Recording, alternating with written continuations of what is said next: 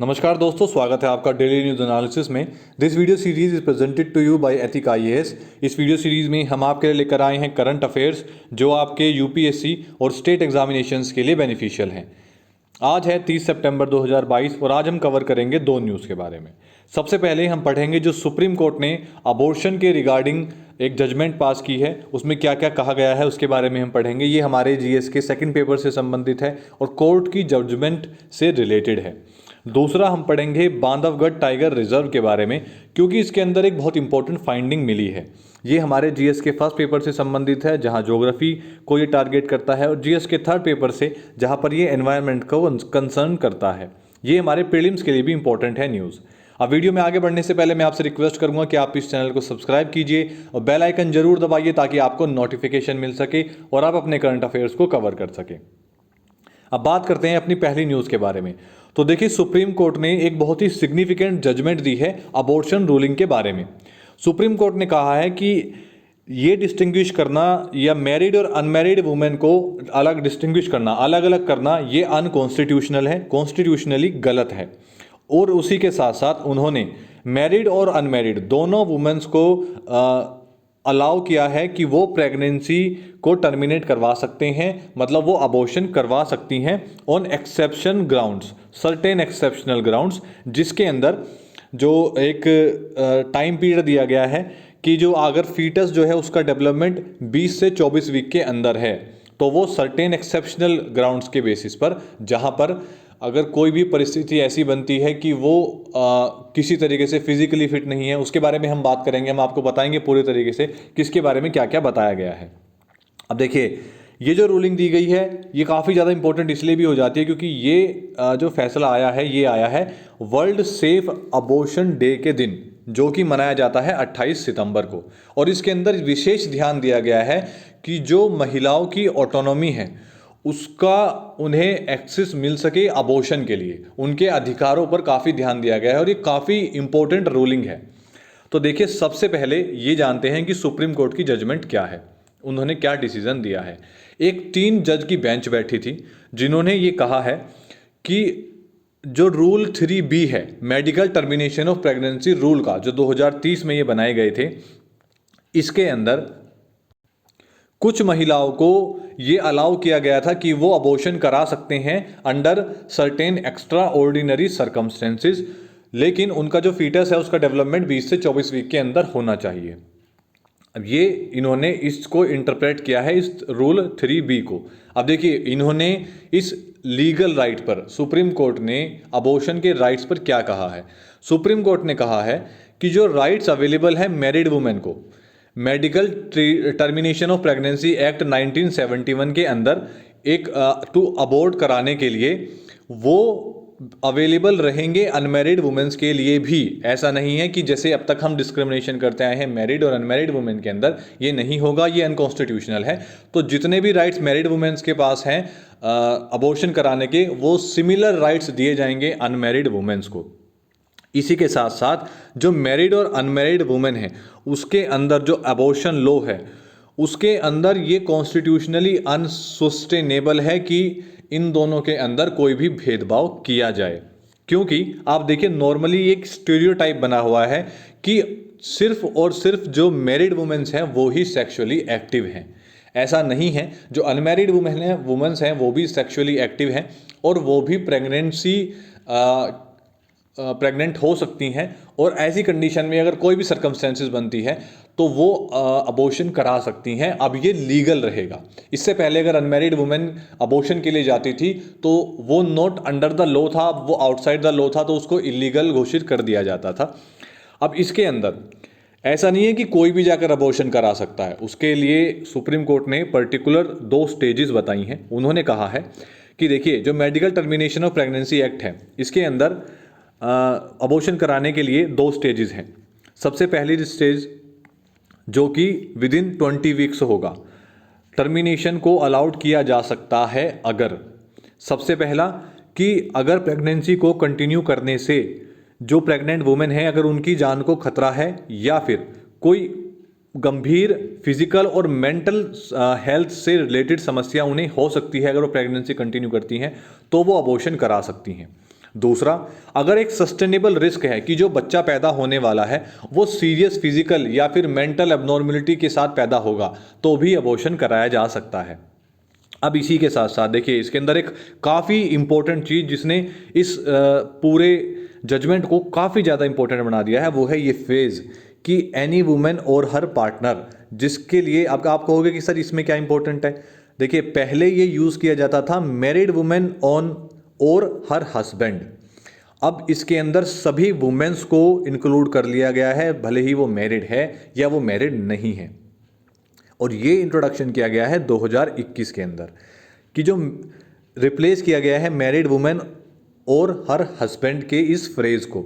ये देखिए ये बहुत ज़्यादा इंपॉर्टेंट इसलिए है क्योंकि अब यहाँ पर इसका मतलब ये है कि सुप्रीम कोर्ट जो है वो अनमैरिड वुमेन्स को भी इस प्रोटेक्शन के अंदर ला रहा है, लॉ की प्रोटेक्शन के अंदर with in the protection umbrella of the law. क्योंकि अब तक क्या था कि अगर कोई अनमैरिड वुमेन अबॉर्शन के लिए जाती थी तो वो इलीगल था, वो नहीं करवा सकती। इवन द सर्कमस्टेंसेज आर के भाई उनको हेल्थ इश्यूज हो सकते हैं, बच्चे को प्रॉब्लम हो सकती है, ये जो दो इश्यूज हमने अभी बात की है, भले ये भी क्यों ना रहे हों, लेकिन वो फिर भी अबॉर्शन अगर कराती थी तो वो इलीगल रहता था। और देखिए इस medical termination of pregnancy act के अंदर इसका जो क्लोज है नंबर 3, ये काफ़ी ज़्यादा इंपॉर्टेंट है क्योंकि ये सारी बातें सिर्फ उसी के अंडर में हो रही हैं। अभी इन्होंने जो बेसिकली सुप्रीम कोर्ट ने अभी ये माना है कि जो प्रेगनेंसी है ये outside the institution of marriage भी हो सकती हैं, तो उन्हें भी हमें अंडर द प्रोटेक्शन लाने की ज़रूरत है। इसी के साथ साथ सुप्रीम कोर्ट ने एक बहुत ही बेहद इंपॉर्टेंट डिसीज़न लिया है, एक कमेंट जारी किया है मैरिटल रेप के ऊपर। उन्होंने कहा है कि देखिए अगर medical treatment of pregnancy act के अंदर हम रेप के मतलब मैरिटल रेप को रेप के अंदर इंक्लूड नहीं करेंगे तो ये इसका एक गलत इंटरप्रिटेशन होगा और इसका जो सोल पर्पस है वो ही खत्म हो जाएगा। अगर इसका कोई और इंटरप्रिटेशन किया जाता है तो जो वुमेन किसी अगर वो कंपेल्ड है बच्चा पैदा करने के लिए और ऐसे पार्टनर से जो उसे मेंटली हैरास करता है या फिजिकली हैरास करता है, तो ये कहीं ना कहीं बहुत ज़्यादा गलत है। तो इसीलिए मैरिटल रेप को भी रेप के अंदर इंक्लूड किया गया है। मैरिटल रेप को भी अब एक रेप माना जाएगा। दूसरी कैटेगरी क्या बनाई गई है जिसके अंदर वुमेन्स अलाउड रहेंगी अबॉर्शन कराने के लिए, वो होगा जो प्रेगनेंसी 20 से 24 हफ्ते के बीच में होगी। और ये सेक्शन 3B जो कि MTP एक्ट की लिस्ट है, इसके अंदर 7 कैटेगरीज बनाई गई हैं। सबसे पहली, या तो वो महिला सर्वाइवर है किसी सेक्सुअल असोल्ट की, रेप की या इंसेस्ट की। दूसरा, वो एक माइनर है, 18 साल से कम उम्र की है। तीसरा, किसी भी महिला का अगर वो मैरिटल स्टेटस जो है वो चेंज हो जाता है उसकी ऑनगोइंग प्रेगनेंसी के अंदर, या तो वो विडो हो जाती है या उसका डिवोर्स हो जाता है, तो भी उसे अलाउ किया जाएगा कि वो अबॉर्शन करा सकती हैं। चौथा, कि वुमेन जो है वो कोई फिजिकल डिसेबिलिटी के साथ है जिसकी वजह से उनकी जो मेजर डिसेबिलिटी है वो rights of person disability act 2016 के अंदर आती है। अगर इस तरीके की कोई डिसेबिलिटी है तो भी वो अलाउड है। इसी के साथ साथ अगर मेंटली इल वुमेन है या फिर कोई मेंटली रिटार्ड है, कोई महिला जो पागल है और वो प्रेग्नेंट हो गई है, क्योंकि वो बच्चे का ध्यान नहीं रख पाएगी जो अपना ही ध्यान नहीं रख पा रही है।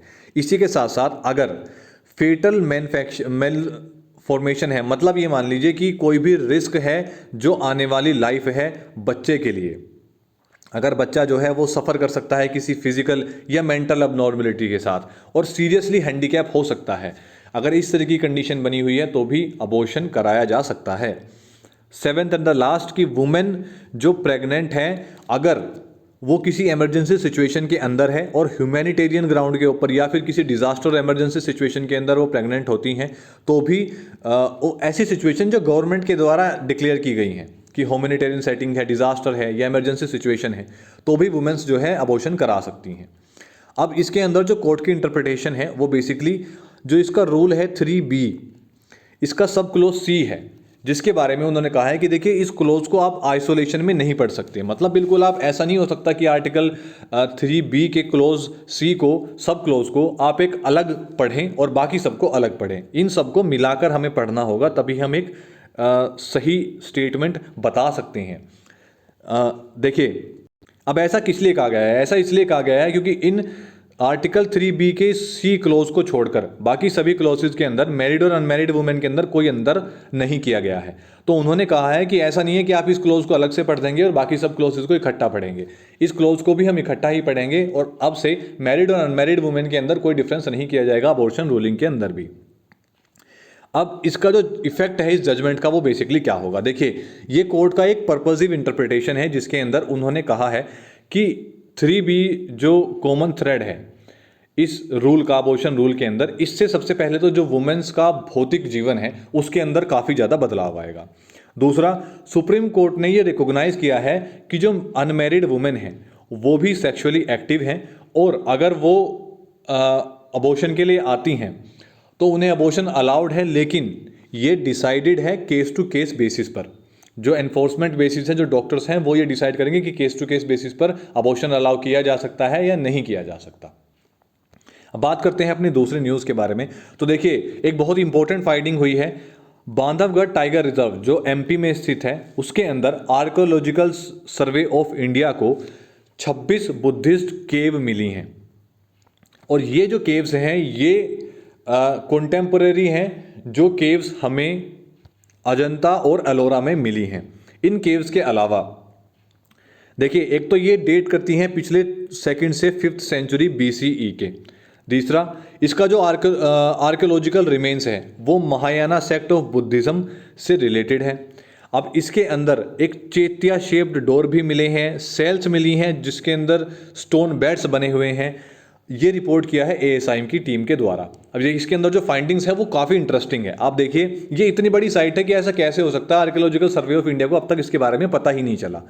इसके अंदर 2600 केव मिली हैं जो कि सिमिलर टाइम की हैं, जो अजंता केव से रिलेटेड हैं, जो औरंगाबाद में स्थित है, जो कि एक यूनेस्को वर्ल्ड हेरिटेज साइट है।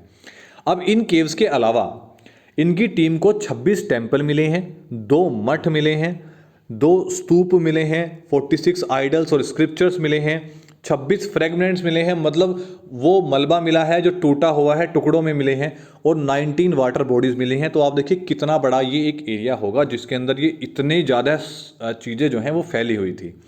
इसी के साथ साथ इसके अंदर बुद्धिस्ट पिलर भी मिले हैं जो टूटे हुए हैं, जिनके अंदर स्तूपा कार्विंग की गई है, छोटी छोटी सी स्तूप कार्विंग की गई है जो कि 2nd और 3rd सेंचुरी से संबंधित है, कॉमन एरा के। इसके अंदर 24 ब्राह्मी इंस्क्रिप्शंस मिले हैं जो 2री से 5वीं सेंचुरी कॉमन एरा से संबंधित हैं।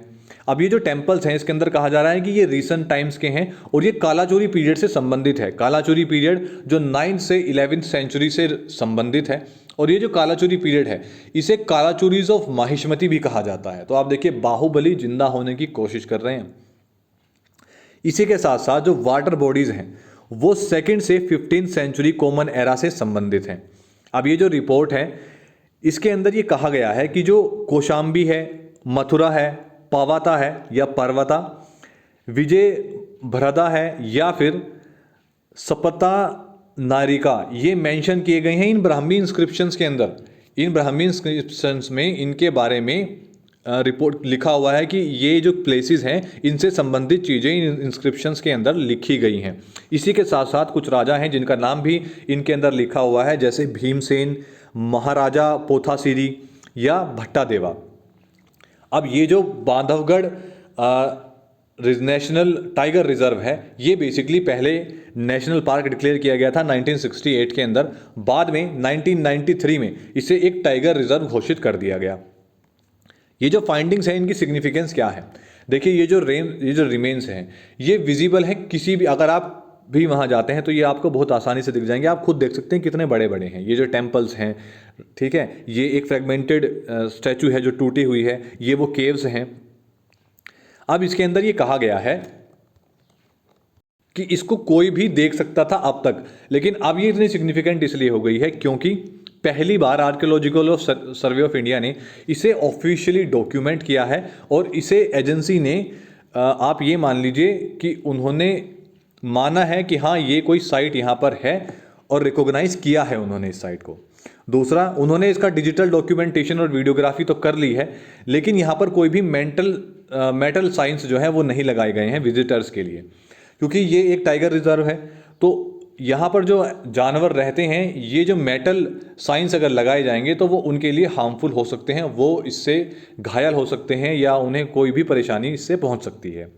इसी के साथ साथ इसके अंदर एक काफ़ी ज़्यादा इंपॉर्टेंट फाइंडिंग मिली है। इसके अंदर मिला है एक वोटिव स्तूपा, जो रिपोर्ट किया गया है पहली बार इस एरिया के अंदर, और ये बांधवगढ़ की हिस्ट्री के अंदर एक नया चैप्टर जोड़ता है। अब आप सोच रहे होंगे कि ऐसा क्या है इस स्तूपा के अंदर।